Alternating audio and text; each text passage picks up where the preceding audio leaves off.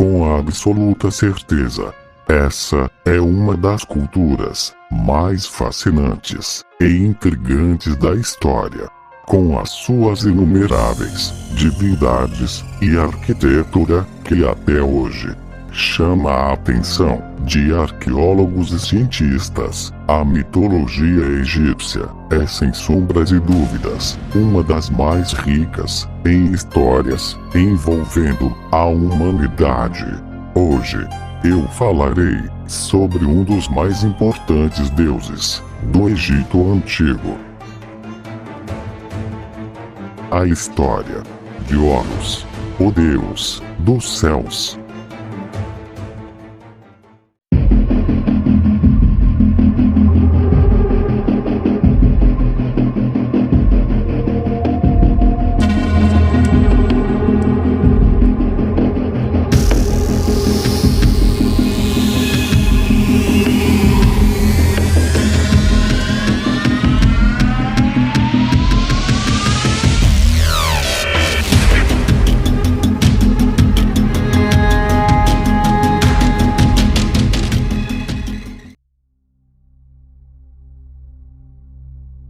Olá, Legião Sinistra!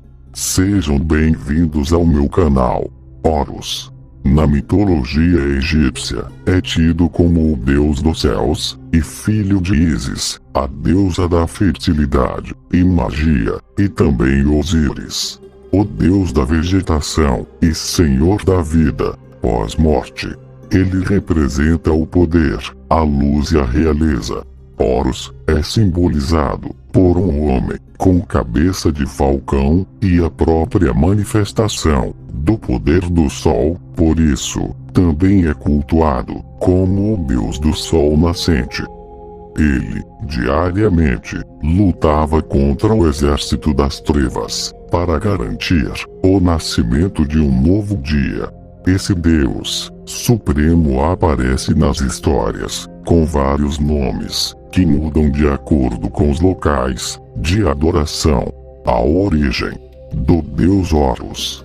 Segundo as lendas egípcias, Horus foi concebido quando Osíris já estava morto.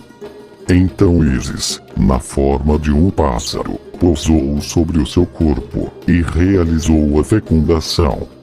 Eles eram irmãos, gêmeos, e se apaixonaram ainda no ventre da mãe, a deusa Geb.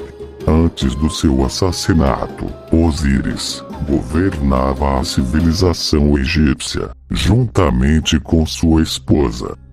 Ele foi morto pelo seu irmão Sete, que estava insatisfeito em dominar apenas o deserto.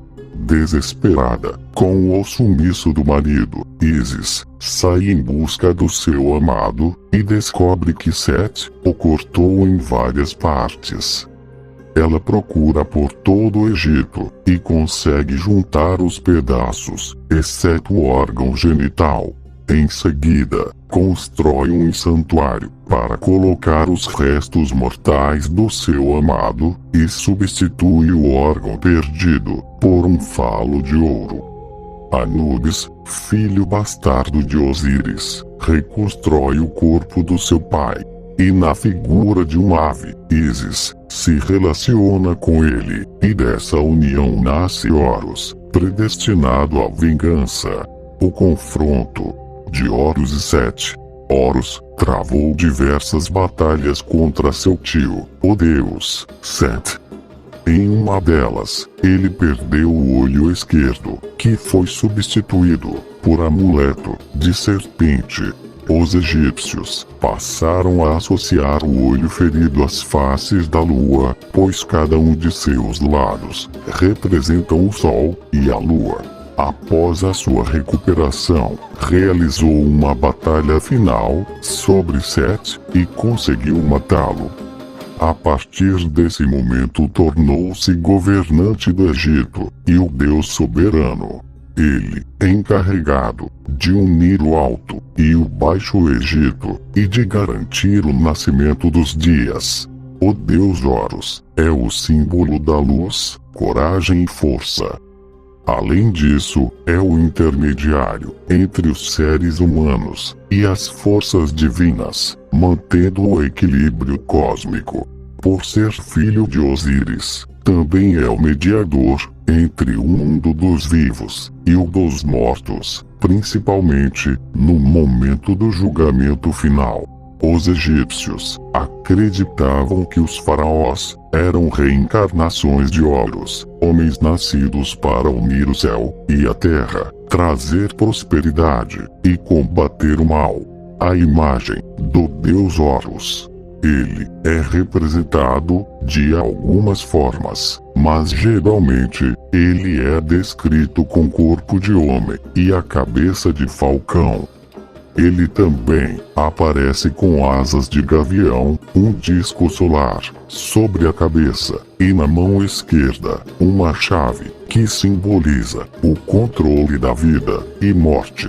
Horus era conhecido por muitos nomes, como por exemplo, Ra, Eru-Ur, Horus de Mesem, e entre outros.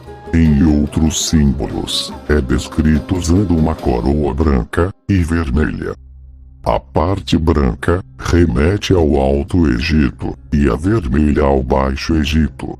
A escolha do falcão para retratar a cabeça de Horus se deu pelo fato do animal ser considerado um deus celeste. Os raios solares seriam como seus voos, movimento capaz de iluminar toda a terra. Olho de Horus. Os povos egípcios acreditavam em objetos protetores.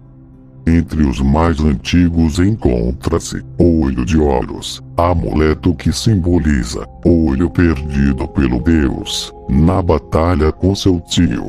O olho também é chamado de Ugiat, que forma uma fração do sistema numérico egípcio. Acreditava-se que o amuleto oferecia força, coragem, prosperidade e sorte para quem os carregasse.